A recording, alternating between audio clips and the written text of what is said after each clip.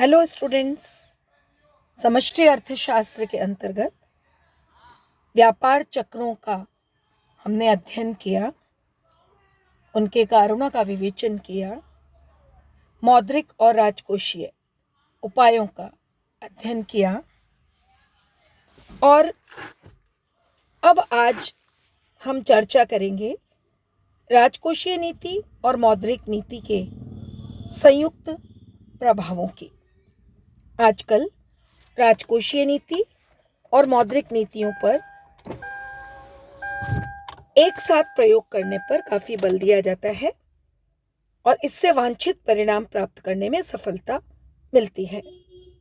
जैसे कि एक तरफ सरकार को अपना व्यय कम करके राजस्व बढ़ाकर बजट घाटा कम करना होगा ताकि मुद्रा की पूर्ति को नियंत्रण में रखा जा सके। यदि सरकार अपना बजट घाटा कम नहीं करेगी तो केंद्रीय बैंक से उधार लेना पड़ेगा, जिससे रिजर्व मुद्रा बढ़ेगी और परिणाम स्वरूप मुद्रा की पूर्ति बढ़ जाएगी और मुद्रास्फीति के दबाव बढ़ेंगे। इसलिए राजकोषीय नीति और मौद्रिक नीति एक दूसरे की पूरक है, न कि परस्पर प्रतिस्पर्धी। इन दोनों का एक साथ प्रयोग करने से उचित परिणाम प्राप्त होते हैं। रिजर्व बैंक सस्ती मुद्रा नीति के तहत नीचे ब्याज की दर की नीति को ज्यादातर जारी रखता है ताकि निवेश को बढ़ाया जा सके और आर्थिक विकास की गति को तेज किया जा सके। सरकार को राजकोषीय घाटा नियंत्रित करने पर ध्यान देना चाहिए, अन्यथा विकास में बाधा पहुंचती है। और ऐसा तात्कालिक रिजर्व बैंक के गवर्नर डॉक्टर वाई.वी. रेड्डी ने भी इस पर बल दिया। अकेली मौद्रिक नीति या अकेली राजकोषीय नीति अपने आप में सब कुछ नहीं है और अकेला केंद्रीय बैंक मौद्रिक नीति के सहारे आर्थिक उतार चढ़ावों को नियंत्रित नहीं कर सकता। व्यापार चक्रों को दूर करने के उपाय बहुत सारे हैं, जिनमें से महत्वपूर्ण उपायों पर हम चर्चा करेंगे, जैसा कीमत नियंत्रण और वितरण की व्यवस्था। सरकार मुद्रास्फीति की दशा में कीमत नियंत्रण और सार्वजनिक वितरण की प्रणाली का उपयोग कर सकती है ताकि अनिवार्य वस्तुएं नियंत्रित भावों पर उपलब्ध कराई जा सकें। अतः भौतिक नियंत्रणों व राशनिंग का प्रयोग करके मुद्रास्फीति की समस्या को हल करने का प्रयास किया जाता है।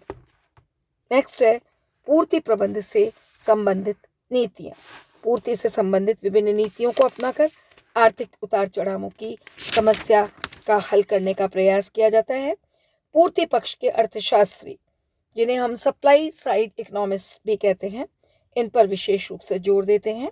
इनके लिए वस्तुओं और सेवाओं के उत्पादन को बढ़ाने पर बल दिया जाता है। ऐसा करने से माल की पूर्ति बढ़ती है। इसके लिए एक तरफ इंफ्रास्ट्रक्चर को सुदृढ़ किया जाता है ताकि बिजली, परिवहन आदि में सुधार आए। दूसरी तरफ कृषि, उद्योग और अन्य क्षेत्रों में उत्पादन बढ़ाने के लिए विभिन्न उपाय किए जाते हैं ताकि विदेशी व्यापार भी बढ़े। पूर्ति पक्ष की नीतियां अपनाने से समग्र पूर्ति वक्र दाईं ओर खिसकता है। इसके लिए आजकल विश्व के विभिन्न देशों, भारत सहित में ढांचागत सुधारों, उदारीकरण, निजीकरण और अंतर्राष्ट्रीयकरण पर जोर दिया जाने लगा है। ऐसा माने जाने लगा है कि प्रतियोगिता के बढ़ने से बाजार अर्थव्यवस्था अधिक कार्यकुशल होती है, इससे माल की पूर्ति बढ़ती है। अतः आजकल पूर्ति प्रबंधन या सप्लाई मैनेजमेंट का महत्व बढ़ गया है।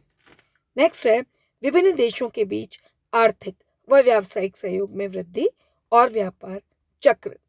आज विश्व की विभिन्न अर्थव्यवस्थाएं एक दूसरे के काफी समीप आ रही हैं, इसलिए उनमें परस्पर सहयोग के बढ़ने से सभी को लाभ होगा। इससे उत्पादन, आमदनी, निवेश, रोजगार आदि को बढ़ाने में मदद मिलेगी। इसलिए विभिन्न देशों के बीच परस्पर व्यापार, निवेश, टेक्नोलॉजी के आदान प्रदान व पूंजी के आवागमन के बढ़ने से उनकी अर्थव्यवस्थाओं को उत्तरोत्तर अधिक उन्नति का अवसर मिलेगा। इससे आर्थिक उतार चढ़ावों में भी कमी आएगी। वैश्वीकरण के युग में अंतर्राष्ट्रीय आर्थिक सहयोग और समझौतों का महत्व काफी बढ़ गया है। नेक्स्ट है आमदनी संबंधी नीतियों का महत्व। व्यापार चक्रों पर नियंत्रण की दृष्टि से आमदनी संबंधी नीतियों के महत्व पर भी ध्यान दिया जाना चाहिए। उच्चतम आमदनी व न्यूनतम आमदनी का अनुपात निश्चित किया जाना चाहिए। मजदूरी पर नियंत्रण रखने से लागतों और कीमतों पर प्रत्यक्ष नियंत्रण रखना संभव हो सकेगा। निष्कर्ष रूप में हम ये कह सकते हैं कि प्रत्येक अर्थव्यवस्था में आर्थिक उतार चढ़ावों का आना जाना स्वाभाविक है, लेकिन उचित समष्टिगत आर्थिक नीतियों को अपनाकर उन पर नियंत्रण स्थापित करने का प्रयास किया जाना बहुत जरूरी होता है। राजकोषीय नीति में करारोपण, सरकारी व्यय और सार्वजनिक कर्ज के माध्यम से आर्थिक उतार चढ़ावों को नियंत्रित करने के प्रयास किए जाते हैं।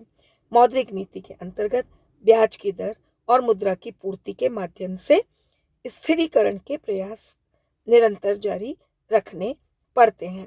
विदेशी व्यापार बढ़ाने, विदेशी पूंजी का सदुपयोग करने और विदेशी टेक्नोलॉजी का सहयोग लेने से भी एक देश स्थिरीकरण की दिशा में आगे बढ़ सकता है। अंतर्राष्ट्रीय मुद्रा कोष और विश्व बैंक इसमें मदद करते हैं और संक्रमण काल में वित्तीय सहयोग देते हैं। भविष्य में द्विपक्षीय, प्रादेशिक और बहुपक्षीय सहयोग से आर्थिक स्थिरीकरण और स्थिरता की दिशा में अधिक ठोस प्रगति हो सकेगी, हम ऐसी आशा कर सकते हैं। द्विपक्षीय सहयोग में एक देश दूसरे देश से सीधे व्यापारिक और आर्थिक सहयोग स्थापित करता है। प्रादेशिक व्यापारिक व आर्थिक संगठनों जैसे आसियान, एपेक, यूरो, सार्क आदि के माध्यम से विभिन्न देश एक प्रादेशिक संगठन के माध्यम से अपने आर्थिक हितों को आगे बढ़ाने का प्रयास करते हैं। बहुपक्षीय रूप में विश्व व्यापार संगठन WTO के माध्यम से विश्व के अनेक देश व्यापार, निवेश, टेक्नोलॉजी आदि के क्षेत्र में अपने हितों को आगे बढ़ाने का प्रयास करते हैं।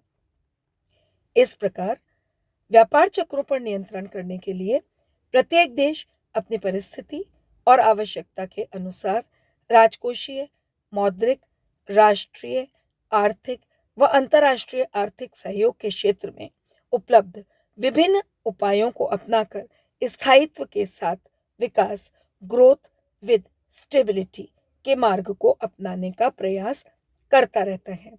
अतः आवश्यकता यह है कि विकसित और विकासशील सभी प्रकार के देशों को इन सभी माध्यमों का प्रयोग करना होगा और उसके माध्यम से ही वो व्यापार चक्रों पर नियंत्रण का प्रयास कर सकते हैं। Thank you very much.